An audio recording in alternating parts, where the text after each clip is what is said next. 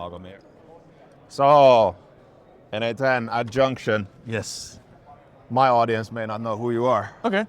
So, n8n, we're a workflow automation tool, and we've been in the game for about 6 years. So before LLM accessibility hit the market, we built out, I would say, some maturity in what I guess today would be traditional workflow automation. Okay. I think a difference between some of these AI players that have entered the scene is there's a lot of the scaffolding you need outside of the AI stuff. I think you see this like when you don't have that, you try to put AI into the solution no matter what. But for me, I always say, look, AI, let's say you take an agentic workflow, it should be the last step. I always say, look, if you could do it with code, a deterministic check, a regex check, that's faster, cheaper, more reliable. AI helps us deal with fuzzy inputs. So it's great because a lot of processes deal with fuzzy input. Basically, anytime a human's involved, there's a fuzzy input. Before we go to, you said three words that were, like, can you dumb those down? Sure. Like you said regex, you said, so what does this concretely mean for somebody who's not familiar with AI? So you're like, my audience may be a bit, they get lost in the terminology. Yeah.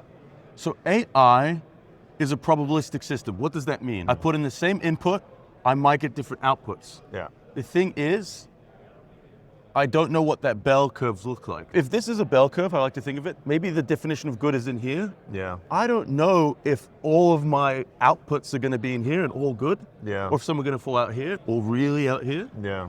And so that's one reason why AI is going to be less desirable if there is a code way to do it, because the way code works, it's deterministic. That means one input in, I'm always going to get the same output out. Yeah, okay. So if you're checking an email on whether there's an illegal character in there, Yeah. there is a set list of characters that are legal to have there, and there's ways with code, regex is one of them, it's a function. I put in the email address, if one of these finite known list of illegal characters is there, will output that it failed. So I'm always going to want to check that first before I have an LLM say, oh, hey, is this email valid? Right? Yeah, okay. Got it. So how do you use your tool for your stuff? Like, how do you implement, like, how do you eat your own dog food? Yeah. So I think for me personally, or like on the team at n8n? On the team and personally, just like, how are you using it yourself? Okay. I'll give a relevant example from the team first, but I think there's really simple ways to use it. So our support team, n8n's growing massively right now, so it's getting a lot of support tickets coming in from users. And one of the things most support folks need to do when they're in Zendesk or a tool like this is tag the ticket, right, with certain tags. The problem is the list of tags is growing as we grow. There's maybe over 60 tags. New team member joins, they have to understand 60 different definitions of what to add. There's human error in that, it takes time. So that's a great example of how we're using an agentic workflow where we basically teach the workflow how to understand that input ticket and tag it. Okay. That's a great example too if you're starting out with this stuff because it's non-critical. If it gets that wrong, it's unlikely that leads to data loss of the customer or something like that. So that's a great way to start, to get competency. One way I use AI is, I really like these, AI and automation. A lot of people are solving things that they've been doing already, and that makes sense. But I get really excited about the use cases that you could have never done before, because you just never even thought of it because it'd be too much human labor. For me, my job as a developer advocate is to understand our community and create content that's relevant for them. So understanding their sentiment scale. YouTube, take any comment written on any relevant site for you. You could sit through there and read that anecdotally, but understanding that at scale is truly interesting. A great example I had recently is, there was a user who very proudly posted a workflow they had just built on LinkedIn. So about a month into their journey. So this is, wow, that's perfect for me. Got users proudly sharing something they built in our tool, saying, hey, I love this tool, you should use it. Better than any ad, that's gold. And when you read the post itself, I learned about 2 interesting facts about this individual that could perhaps inform my actions, my content. But it was in the comment thread where I learned 8 more facts about them. Because people ask them questions, it's their post, they're excited that people ask them questions about what they did, and so they very enthusiastically, at detail, explain themselves. Very natural human thing to do. There's the post itself where you could even naively scrape that and understand some things about them. But the interesting thing is the threads with the sub-threads, understanding that as a sub-conversation, the context of this sub-conversation relevant to the parent conversation, all this sorts of stuff that would be so difficult to do manually, you just wouldn't. Yeah. But now we can have an AI and say, hey, here's 1,000 conversations happening in a thread, in a single thread, of thousands of threads that are monitoring to understand that. So today, n8n, for example, any video on YouTube that goes out on the topic of n8n, we have in a database. We know about it. And that lets us, good morning, that lets us do things like understand which creators are really creating value for us with high quality content. So we can say, hey, do you want early access to a feature? Hey, can we support you in some way? And this can sometimes be, there was a YouTube creator in Brazil that was doing great stuff in a language that I don't understand. I would have never known that. But at this point, we say, hey, you're doing amazing work. Can we in some way support you, empower you and whatnot? We can start doing that at scale too. Right now, we'll do that outreach is still being done manually. But at a certain point, you can imagine there's a hybrid there. You find your distribution channels. And you can take care of these, like we're very community led. And I think that's been one of the challenges as we're growing. How do we still maintain humanity, but scale? So I think this is hybrid. I think AI has a role to play there. You shouldn't just put it on autopilot and have it just decide everything.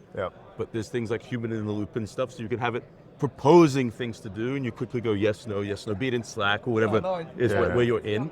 And so that happens sometimes on the go. I'll have my different automations say, hey Max, should I send this message? And I can edit it and whatnot from within Slack, from the app that I have on me, and send it. So that's the way. That's how AI is changing like content creation in general. Like where the content creation actually starts is understanding what to make in this competitive world. So I'm not using it so much on generating the content itself right now. Because there's a lot of, I think one thing that's going to happen, we're seeing a lot of AI slop coming out, and honestly there's n8n users that use n8n to create these kind of no-face YouTube channels and TikTok channels. I don't think that creates actual value. Like these, like it might create dollars and cents for them, and you even see on YouTube people like, hey, you should create these no-face channels. But I think in the long run, that content is going to become a commodity that everyone can do. So its value, even on a monetary sense, will decline.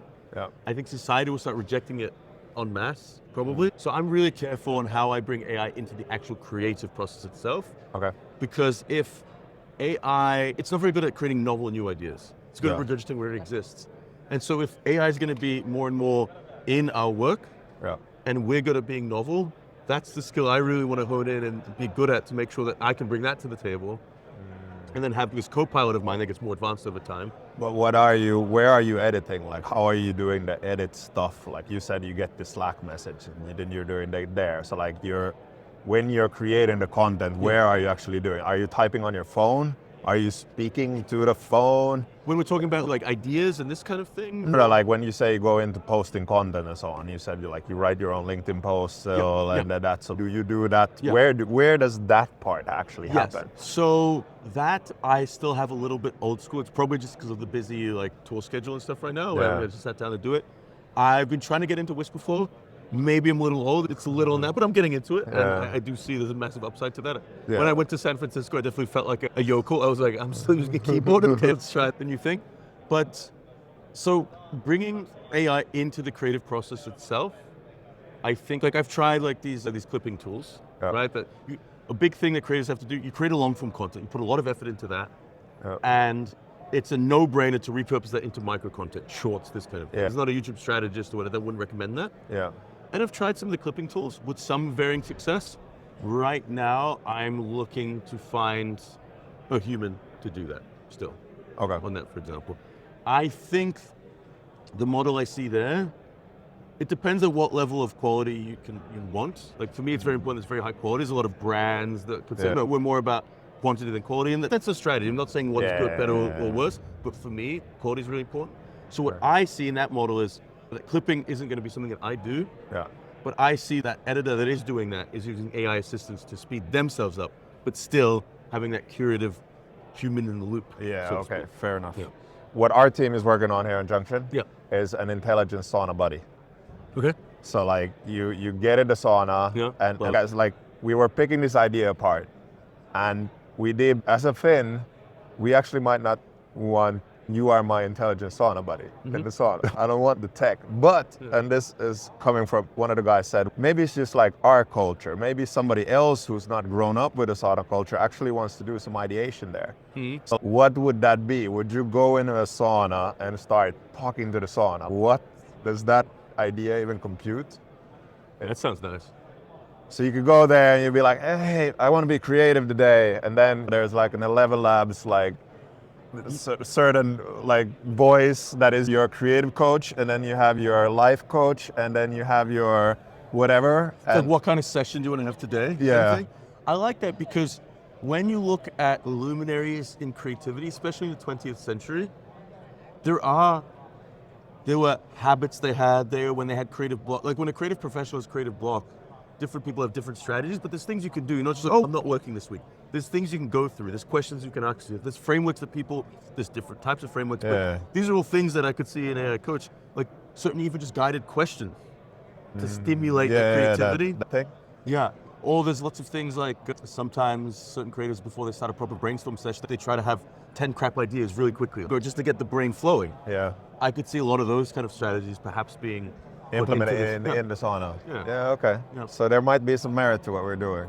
Yeah. Are you going to do a user test later? There's a sauna in this place. Yeah. So the thing is, like what we were contemplating, like Harvia, they have a speaker that's Bluetooth that you can take into the sauna. The problem is, does the tech fit? Like can I take this setup, get into the sauna, will my camera and setup break if I'm doing like 90 degrees fucking? It's with video or just audio? It's audio, audio, and then you need a speaker to interact with, right? Yeah. You could demo it by bringing a computer into the sauna, but that's How about like a phone? Maybe a phone is enough. Because a phone, they're waterproof to you like a couple meters, so I'm guessing it's sauna proof. Yeah, if we do. I'm not liable for a phone. They're not cheap these days, so that's on your own. But so what, you using n8n? So that's the idea. Yeah, because then what you could consider, there's a lot of... We did come here to compete a bit, like we're competitive like that, so that it's interesting. Yeah, I think what I see is common is VAPI and the likes of these sort of voice agents. Okay, VAPI? VAPI. I think it's voice API.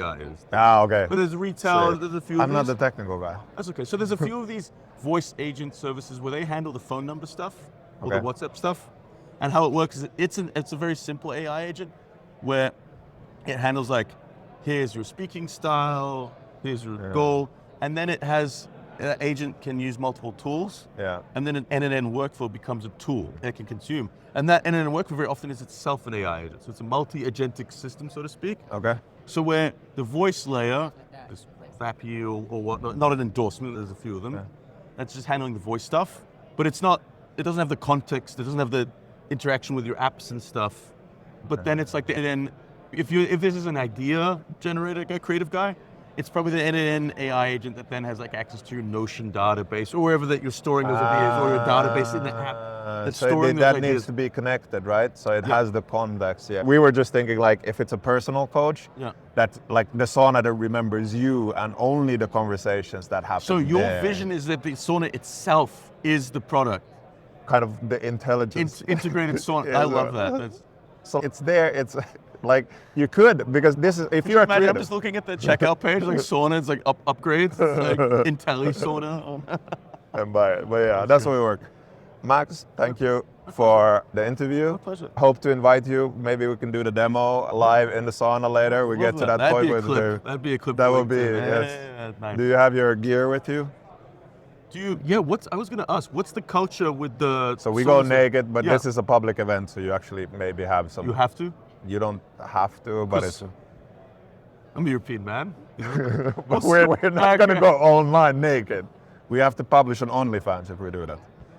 It's interesting. My boss said no to this idea, but I really think there's a prospect of workflow's gone wild. Okay. And you sell workflow. Anyways, that's for another. So there's actually, like, talking about this. So my history is I did Slush, the entrepreneurial event. So I was the executive producer of that. I was the first president. When we went international, my colleague Tino is going to be there. Yeah. So like another big event, like this is a sister event to it. And in a promotional promotional picture for the national newspaper, the team back in 2013, and we still share that around, like as a meme, we have 7 guys in a sauna with the laptops covering like that. And so in Finland, there's different tricks from it, but here I think the costume is not go fully naked, and there might be also some. So another thing that is. Is it bring your own towel? Is it towels? I didn't bring a towel. I can borrow you one. All right, We can hustle. We can Yeah, hustle. look, Hey, for you can demo, get we some- gotta. We gotta, yeah. How often do you get offered to do a sauna demo for some hot new tech? I do not know, but it's gonna be killer. Cool. Right. All right. Thank Good you. luck.